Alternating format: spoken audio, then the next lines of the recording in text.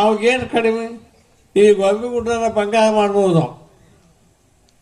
ಅವ ಅಕಸ್ಮಾತಾಗಿ ಕಾಲು ಮುಡಿದ್ರಿಂದ ಅದೆಲ್ಲ ಬಂಗಾರ ಆಕೈತಿ. ಅಂತ ನಾವು ಶಿವಲಿಂಗೇಶ ಏನೂ ಬೇಕಾಗಿಲ್ಲ ಅವಾಗ. ಚಾವಿ ಬಟ್ಟೆ ಹಾಕೊಂಡು ಕೈಯಿಲ್ಲ, ತಾನೇ ಗೊಂಬಿಗುಡ್ಡ ಇಳಿದ ಹೊಳಿ ಜಲಕ್ಕೆ ಹೋದ್ರ ನೋಡೇನು. ಕಲ್ಲು ಮೇಲೆ ಕಾಡತ್ತಿರ್ತಾವ. ಅವನ ಆವಿಗೆ ಸಪ್ಳಾಕವ್. ಅವ ಕಾಡ ಸಪ್ಳಾಗುವಾಗ ಬಡ್ಡಿಗೆ ನಿಮಿಷಾನ ಬಡ್ಡಿನ್ಯಾಗ ಕೂತಾವ. ಹಾಲು ನೋಡ್ತಾನೆ ಇವನು. ಯಾವ ನೋಡ್ಬಿಡ್ದ ಇವ್ ಹಾಲು ಅವನು ನೋಡ್ತಾನೆ.